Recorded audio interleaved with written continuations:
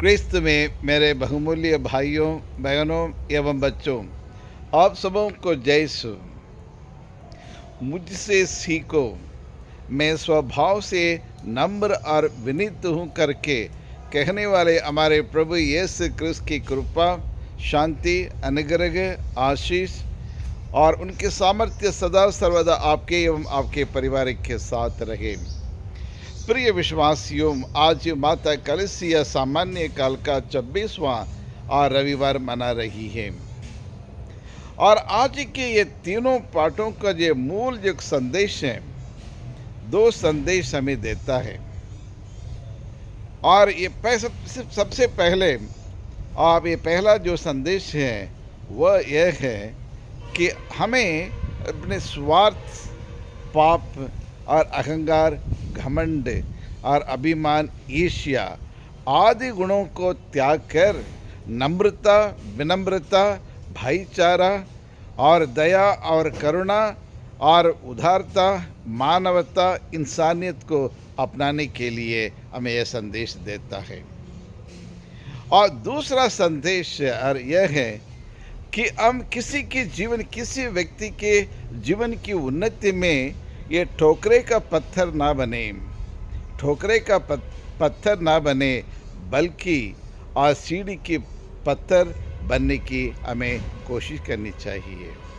जी हाँ, क्रिस्त में प्यारे भाइयों और बहनों, आप भी अच्छी तरह जानते हैं, मैं भी अच्छी तरह जानता हूँ और दैनिक जीवन में हम अनुभव करते हैं, देखते हैं, परखते हैं दुनिया में क्या क्या हो रहा है। ऐसा कोई नादान तो है नहीं, ना आप नादान हैं, मैं नादान हूँ। हम सब वही करते हैं, वही गलती हम करते हैं जो हमें करना नहीं चाहिए था, क्योंकि हम क्रिस्तीय लोग हैं, मसीह के लोग हैं और बाइबल से बहुत अच्छी पाठ हमें मिलता है, अच्छी शिक्षा मिलती है।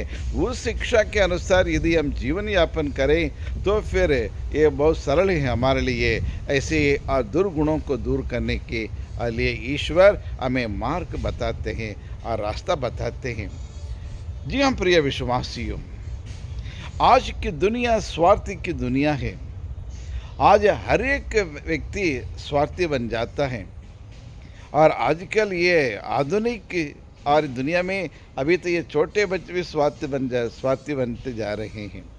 जी हाँ प्रिय विश्वासियों, सबसे बड़ा ये क्या कहना चाहिए, एक शैतान एक स्वार्थ के रूप में मनुष्य के हृदय में और प्रवेश कर लिया है।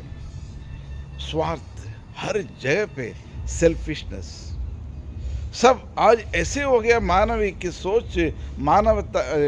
इंसान की सोच ऐसा हो गया कि आज सिर्फ मैं हूँ और मेरे लिए चाहिए, हम हैं हमारे लिए चाहिए, मैं हूँ मेरा परिवार और हम हैं हमारे परिवार। इसके अलावा कोई दूसरा विचार उनके मन में नहीं आता है। सब अपने लिए जीना चाहते हैं, अपने लोगों के लिए जीना चाहते हैं, दूसरों की परवाह नहीं करना और दूसरों के प्रति उनके मन में दया, करुणा और तरस नहीं है। दूसरे व्यक्ति क्या खाए और पिए, क्या उनके पास पहनने के लिए कुछ है और ठहरने के लिए क्या झोपड़ी है, मकान है, कोई चिंता नहीं, कोई परवाह नहीं किसी के। सिर्फ मैं अपने जीवन के में देखता हूँ। जी हाँ क्रिस्त में प्यारे भाइयों और बहनों, ना सिर्फ आप और मैं भी वही करता हूँ। लेकिन ईश्वर बार बार हमें समझाते हैं बाइबल के वचन के द्वारा, और ईश्वर हमारे जीवन में बदलाव लाना चाहते हैं और हमारी सोच में बदलाव लाना चाहते हैं। लेकिन हम उस जो दुनिया हमने जो बना के रखी है उस दुनिया से बाहर निकलना नहीं चाहते हैं। हम हमेशा अपने कंफर्ट जोन में रहना चाहते हैं। जी हाँ क्रिस्त में प्यारे भाइयों और बहनों, ये आज की दुनिया में और अहंकार है, घमंड है, ईर्ष्या है, द्वेष है, मनमुटाव है, व्यभिचार है और किसी की क्षमा नहीं करना चाहे, मन में रंजिश रखते हैं, बदले की भावना रखते हैं और इस प्रकार के विचारों से भरा हुआ है हमारा दिल और हमारा मन, और इसको निकालना बहुत कठिन लगता है। जी क्रिस्त में प्यारे भाइयों और बहनों, लेकिन आज के तीनों पाठों के द्वारा, सुसमाचार के द्वारा और प्रभु यीशु क्रिस्त हमें यह बतलाते हैं जो ईर्ष्या है, और ईर्ष्या के जो बुरे बुरे गुण हैं, इसको दूर हटाने के लिए, ताकने के लिए हम कहते हैं।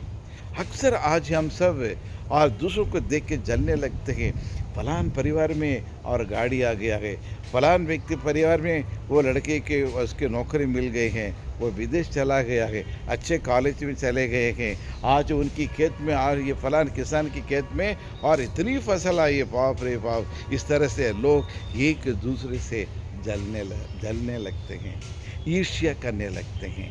किसी को देखा नहीं जा सकता है प्रिय विश्वासियों, और अपने बारे में नहीं सोचते हैं। मुझे मेहनत करनी चाहिए और मुझे कठिन परिश्रम करके जीवन में आगे बढ़ना चाहिए, और किस प्रकार ये सामने वाले या परिवार वाले ने आगे जीवन में आगे बढ़े, उसी प्रकार मैं भी कठिन परिश्रम करते हुए, ईश्वर पर भरोसा रखते हुए, मिस्सा बलिदान में भाग लेते हुए, ईश्वर का अनेक प्रकार के वरदानों को प्राप्त करते हुए मैं भी आगे बढ़ूंगा करके ये नहीं सोचते, शॉर्टकट ढूंढते प्रिय विश्वासियों। और इसी दुनिया में आज हम जीवन यापन कर रहे हैं। क्रिस्त में मेरे प्यारे भाइयों और बहनों, ये ना सिर्फ आज के इस 21st सेंचुरी में, लेकिन प्रभु यीशु के पहले, प्रभु यीशु के समय, उसके पहले हजारों साल पहले पुराने विधान में भी हमें यही इस प्रकार के लोग को देखने को मिलते हैं। जब मूसा का आदेश दिया गया कि और मिस्र देश से छुड़ाकर इस्राएली लोगों को और उस प्रतिज्ञा देश में लेके जाने के लिए उन्हें संदेश दिया गया, जिम्मेदारी दी गई, और उस जिम्मेदारी को और अच्छी तरह से वो निभा रहे थे। 70 लोग यहूदी लोग मिस्र देश में थे, लेकिन 450 साल के बीच में और इतना बढ़ गया, संख्या बढ़ गई, और उनके उस समय और 6 लाख लोग हो गए थे।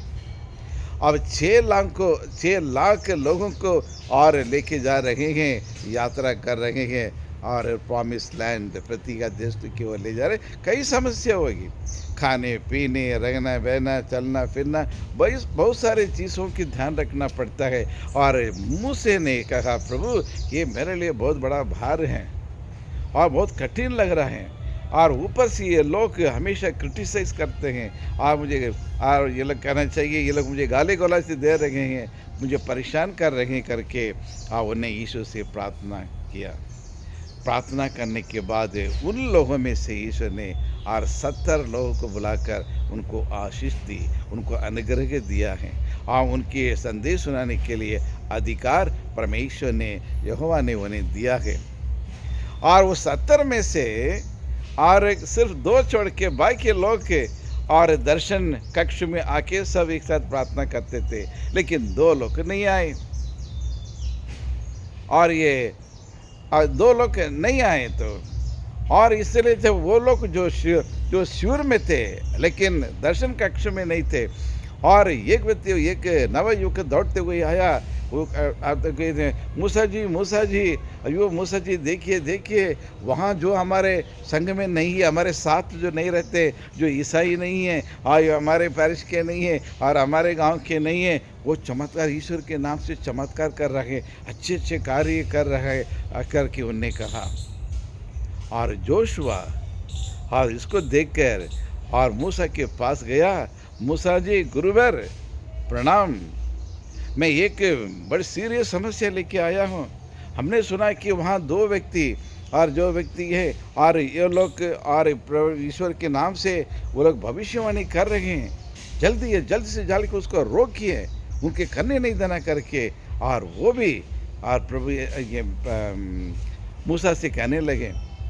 देखिए प्रिय विश्वासियों, लेकिन ईश्वर के नाम से उन्हें कोई बुरा काम नहीं किया, उन्हें अच्छा किया।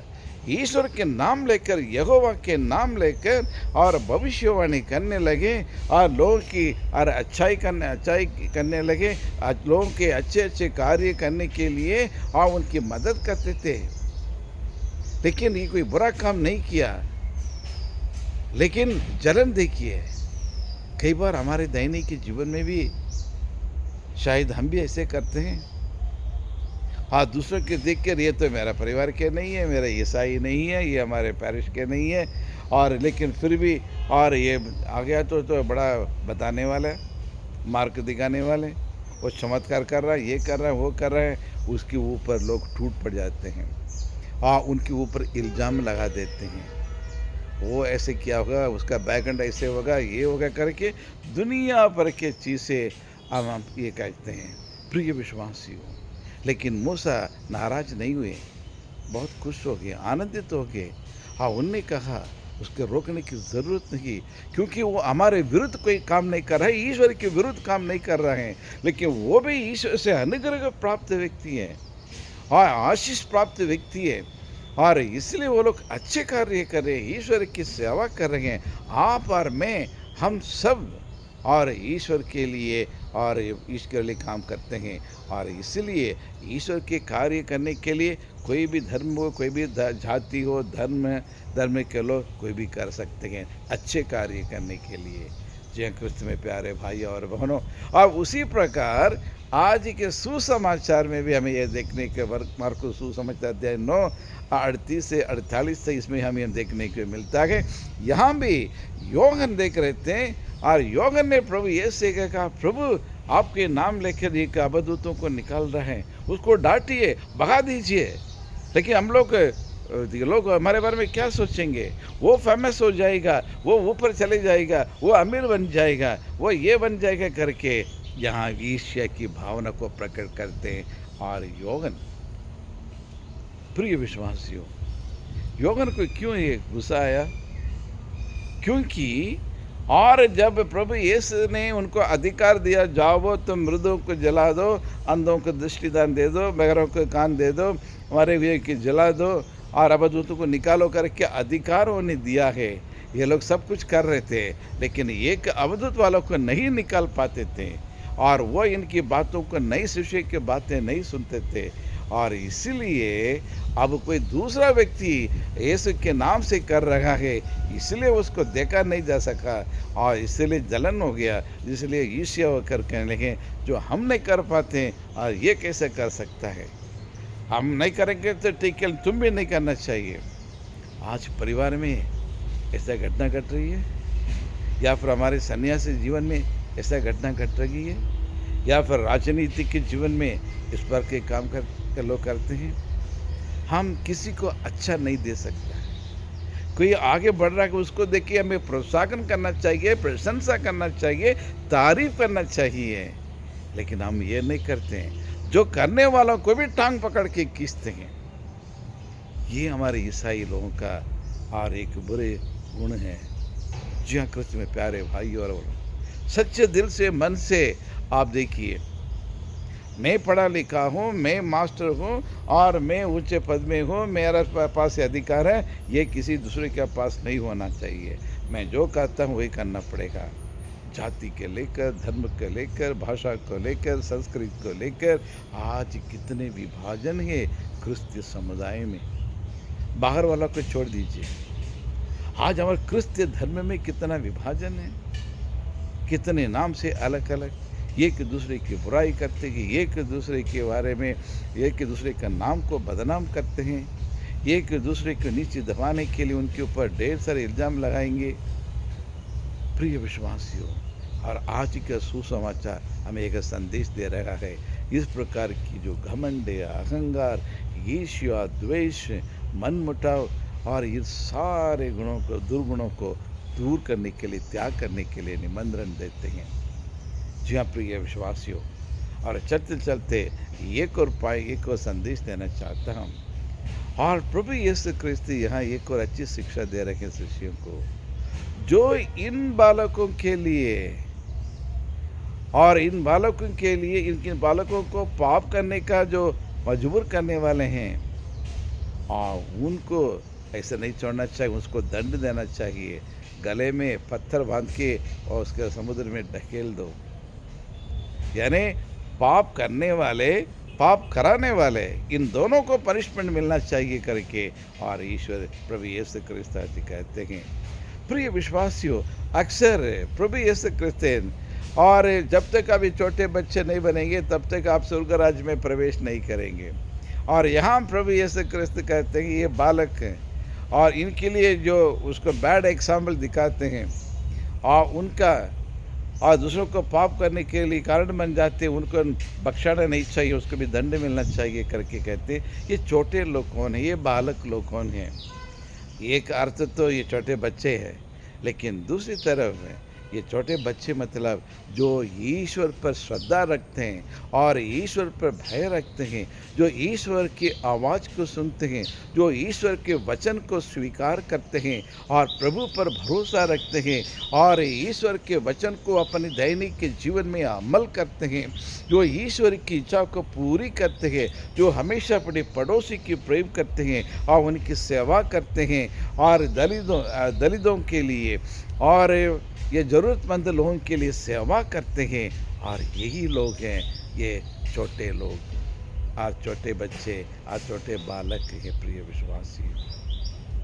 और उसी को देखकर हमें भी बनना, इसी प्रकार बनना चाहिए, तभी स्वर्ग राज्य में प्रवेश करेंगे करके इस मतलब से प्रभु यीशु हमसे कहते हैं।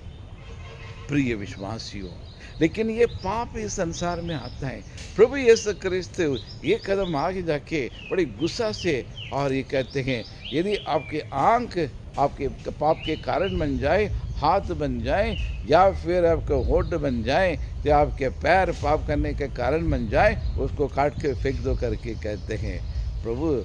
और ये नहीं कहता है कि जिस प्रकार मटन शॉप में जो ये बुच्चर जो है वो काटने वाला, वैसे काट के फेंकने के लिए हमें नहीं कहते हैं। इसका मतलब है हाथ या आँख काट के फेंकने का मतलब है आज इसके द्वारा, इन अंकों द्वारा जो पाप हम करते हैं, आँखों से यदि पाप आँखों के द्वारा हमारे मन में आता है, या मुंह से अपशब्द कहे और बोल के उसके पाप में आते, या फिर मेरे हाथ से मैं कोई पाप कर देता हूँ, या फिर मेरा पैर किसी के चोरी करने के लिए जाता है या किसी को मार पीटने के लिए जाता है, और इस प्रकार यदि मेरे शरीर के अंग इनके द्वारा यदि पाप आए, उसको उस पापों को दूर करना चाहिए करके प्रभु यीशु क्रिस्त के कहने का तात्पर्य यही होता है। प्रिय विश्वासी, तो आइए हम परमेश्वर के पास आएँ। परमेश्वर के पास हर एक पाप के लिए क्षमा है। ऐसा कोई बड़ा पाप नहीं है ईश्वर की कृपा से बढ़कर, और हर एक पापों को प्रभु यीशु ने वहाँ कीमत चुकाया है। वो सूली पर, वो क्रूस पर अपने लहू बगाकर, और वह एक निर्दोष होते हुए, निष्पाप व्यक्ति, निष्कपट व्यक्ति होते हुए भी आपके पापों के कारण, मेरे पापों के कारण छेदित किया गया है और कुचल दिया गया है। और हमारे सारे दंड, जो दंड हमें भोगना है, लेकिन सारे दंड को भोगने के लिए प्रभु ने सूली पर अपना प्राण न्यौछावर किए, अपने खून बहाया। जी हाँ प्रिय विश्वासियों, ऐसे परमेश्वर के पास लौट आए और अपने पापों को प्रकट करें, एक नया जीवन प्राप्त करें। घमंड, अहंकार, ईर्ष्या, द्वेष, मनमुटाव आदि दुर्गुणों को, शैतानी गुणों को दूर करने के लिए परमेश्वर से प्रार्थना करें। धन्यवाद पिता परमेश्वर, हमारी प्रार्थना को सुनने के लिए, हमारे निवेदनों को पूरा करने के लिए हमें कृपा दे प्रभु। और ये जो भी ये सुन रहे हैं, उनके परिवार में जो भी दुख तकलीफ है, उन सारे दुख तकलीफ़ों को दूर करे, बच्चों को और अच्छी पढ़ाई करने के लिए ज्ञान, विवेक, प्रज्ञा प्रदान, स्मरण शक्ति उन्हें प्रदान करे प्रभु। और युवा युवतियों के सही मार्ग पर चलने के लिए, ईश्वर के वचन के अनुसार अपने जीवन बिताने के लिए उन्हें शक्ति और आशीष अनुग्रह उन्हें प्रदान करें। यही प्रार्थना हम करते हैं हमारे प्रभु यीशु क्रिस्त के द्वारा। आमीन आमीन।